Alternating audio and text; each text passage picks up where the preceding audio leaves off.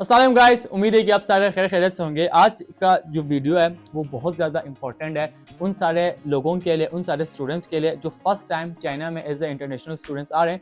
जैसे कि आपको पता है, जैसे ही आप चाइना में या अपनी यूनिवर्सिटी में इन होते हैं, यहाँ पे कुछ आपके रजिस्ट्रेशन या इसके अलावा आपके बैंक कार्ड और बहुत सारी चीज़ें हैं जो आपकी क्लासेस स्टार्ट होने से पहले आपने कंप्लीट करना है। ये सारी चीज़ें कंप्लीट होने के बाद आपकी जो प्रॉपर क्लासेस है वो स्टार्ट हो जाती है। तो आज का ये जो वीडियो है इसमें हम डिस्कस करने वाले हैं कुछ 6 ऐसे चीज़ों के बारे में जो आप चाइना में अपनी यूनिवर्सिटी में होने के बाद आपने फ़ौरन करना है, ताकि आपकी क्लासेस, स्कॉलरशिप और जो दूसरे चीज़ों के बारे में ये डिस्टर्ब ना करें। सो चलें स्टार्ट करते हैं आज का वीडियो। गाइस, तो जैसे ही आप यूनिवर्सिटी में आप पहुंचते हो, अपनी सिटी में आप पहुंचते हो, तो कभी ये होता है कि जो इंटरनेशनल ऑफिस है वो कुछ स्टूडेंट को एज ए वॉलंटियर रखते हैं।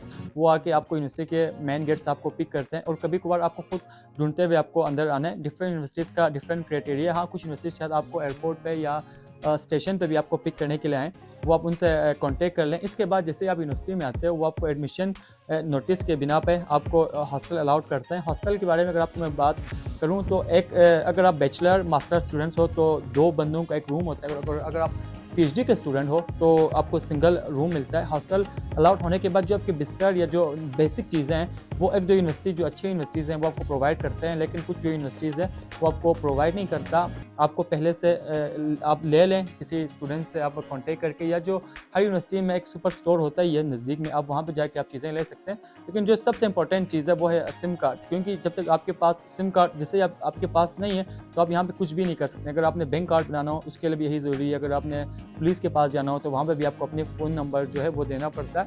तो मैं आपको यही रिकमेंड करता हूँ कि जो सिम कार्ड है आप यूनिवर्सिटी के अंदर से ले लें, क्योंकि जो यूनिवर्सिटी के अंदर की जो सिम है, एक तो वो स्टूडेंट पैकेज होता है। जो सिम अभी मैं यूज़ कर रहा हूँ उसमें तकरीबन 300 GB मिलते हैं, तकरीबन 40 से 45 RMB में। अगर आप यही सेम चीज़ अगर आप बाहर से लेते हो, एयरपोर्ट से लेते हो, तो आपको बहुत ज़्यादा महंगी पड़ती है। तो पहली बात तो ये कि जो सिम कार्ड है वो आपने यूनिवर्सिटी के अंदर से लेना है। उसका पैकेज बहुत ज़्यादा अच्छा होता है, और अक्सर जो सिम आप यूनिवर्सिटी के अंदर से लेते हो तो वो आपको वाईफाई भी प्रोवाइड करता है।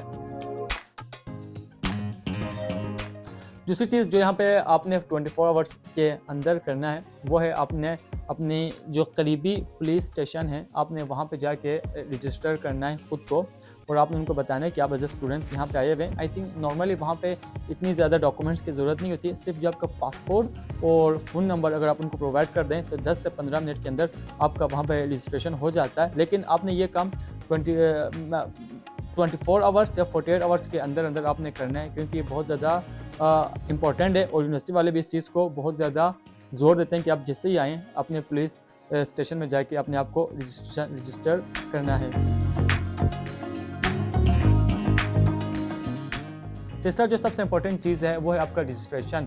रजिस्ट्रेशन करने के लिए आप अपने जो सारे डॉक्यूमेंट्स हैं, जिसमें आपकी FA, मैट्रिक, BA या मास्टर की डिग्रियाँ, इसके अलावा आप जो आपके HSK की डिग्रियाँ अगर रिक्वायर्ड हो, और आपकी फ़िज़िकल एग्जामिनेशन और एडमिशन नोटिस, ये सारी चीज़ें लेके आपने इंटरनेशनल ऑफिस जाना है, और जो यूनिवर्सिटी के सिस्टम है उसमें अपने आप को एज ए स्टूडेंट अपने रजिस्टर करना है। वो करने के बाद आपको स्टूडेंट कार्ड यहाँ पे मिलेंगे।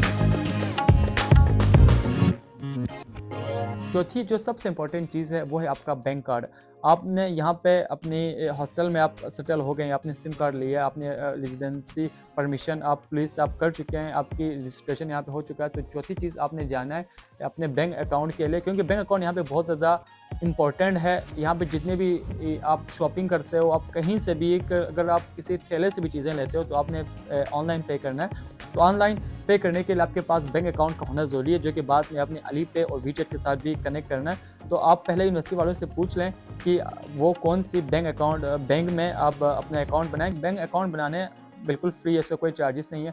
सिर्फ आपको जो पासपोर्ट और फ़ोन नंबर, और कभी यूनिवर्सिटी वालों की तरफ से आपको कोई डॉक्यूमेंट चाहिए होगा, लेकिन हमारी यूनिवर्सिटी में वो भी रिक्वायर्ड नहीं था। आप सिर्फ अपना पासपोर्ट और फ़ोन नंबर लेके जाएं और अपना अकाउंट नंबर बनाएं। अगर आप स्कॉलरशिप पे हैं तो, और बैंक अकाउंट बहुत ज़्यादा एसेंशियल है, क्योंकि आपके बैंक अकाउंट होने के बाद आप अपनी जो डिटेल्स हैं यूनिवर्सिटी वालों को देते हैं, फिर वो जाके स्कॉलरशिप के लिए अप्लाई करता है।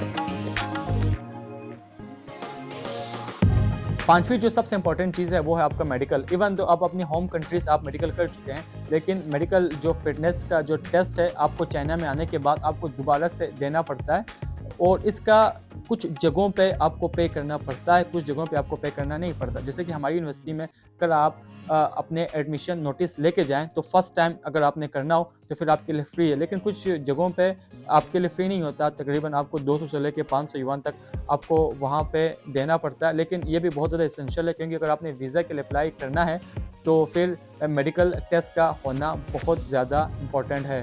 तो जो 5वीं चीज़ है वो आपने यहाँ पे आने के बाद अपने मेडिकल यूनिवर्सिटी वालों से पूछ के, जहाँ पे भी उन्होंने जो हॉस्पिटल है जिनके साथ उनका कॉन्ट्रैक्ट है, आपने वहाँ पे जाके अपना मेडिकल ज़रूर करना है। जो आखिरी चीज़ है वो है आपका वीज़ा। वीज़ा, क्योंकि आप चाइना में पहुंचने के बाद जो आपका वीज़ा होता है वो सिर्फ 1 महीने के लिए लगा होता है। तो फिर आप चाइना में आने के बाद आप दोबारा वीज़ा के लिए आपको अप्लाई करना होता है। वीज़ा अप्लाई करने के लिए आपकी बहुत सारी चीज़ें रिक्वायर्ड होती है। For example first of all तो आपका पासपोर्ट रिक्वायर्ड होता है। नंबर 2 जो आपका मेडिकल फ़िटनेस है वो, और नंबर 3 पे जो है वो आपके एडमिशन नोटिस और बहुत सारे डॉक्यूमेंट्स हैं। आपकी 3-4 पिक्चर चाहिए। आपने वो सारे लेके जो आप अपने टीचर के साथ जाएँगे और अपने वीज़ा के लिए अप्लाई करेंगे। वीज़े की जो फ़ीस है वो डिफरेंट यूनिवर्सिटीज़ और डिफरेंट सिटीज़ में डिफरेंट प्राइस है। जैसे कि जिस यूनिवर्सिटी में निंगशा में प्रोविंस में मैं हूँ, यहाँ पे तकरीबन 1 साल के लिए 400 युआन आपको पे करना पड़ता है। वही सेम चीज़ अगर आपने दालियान में पे करना हो फिर आपको 800 पे करना पड़ता है। चीज़ें क्लियर होने के बाद आपने अपने बैंक अकाउंट डिटेल्स हर चीज़ क्लियर होने के बाद फिर आपकी जो क्लासेस है, प्रॉपर क्लासेस है, वो स्टार्ट हो जाएंगे यहाँ पे। और जो आपकी बैंक अकाउंट डिटेल देने के बाद अगर आप स्कॉलरशिप पे हो तो फिर वो आपकी स्कॉलरशिप तकरीबन 2 महीने के बाद आपको मिल जाते हैं। लेकिन यहाँ पे मैं आपको एक चीज़ रिकमेंड कर दूँ कि अगर आपने एटलीस्ट अपने 2 महीने से 3 महीने की जो स्कॉलरशिप है वो आपने लेके आना है, क्योंकि ये सारी चीज़ें काम यहाँ पे करने तक और अकाउंट बनाने के बाद और उन डिटेल जो है यूनिवर्सिटी वालों को देने के बाद और स्टूडेंट सारे पहुँचने के बाद जाके वो फिर वो स्कॉलरशिप पर अप्लाई करते हैं। तो एटलीस्ट 1-2 महीने यहाँ पर लेट होता है, इसके बाद आपको स्कॉलरशिप मिलती है। तो एटलीस्ट आप 2-3 महीने के जो खर्चा है वो अपने साथ लेके आएँ। जो वीडियो है फिर यहाँ पे ख़त्म करते हैं इंशाल्लाह। फिर अगर आपको किसी और चीज़ के बारे में जानना हो या किसी और टॉपिक के बारे में अगर आप यहाँ पे आना चाहते हो और आपको इन्फॉर्मेशन ना हो, आप कमेंट सेक्शन में हमें बता सकते हैं। इसके अलावा जो मेरी इंस्टाग्राम और फेसबुक अकाउंट है वो मैंने डिस्क्रिप्शन में मैंने पिन किया हुआ है, आप वहाँ पर भी मुझे मैसेज कर सकते हैं और मैं ट्राई करूँगा कि आप लोगों को गाइड कर लूँ। तो अपना ख्याल रखिएगा। एक नए वीडियो में दोबारा हाजिर हो जाते हैं। अल्लाह हाफ़िज़, खुदा हाफ़िज़।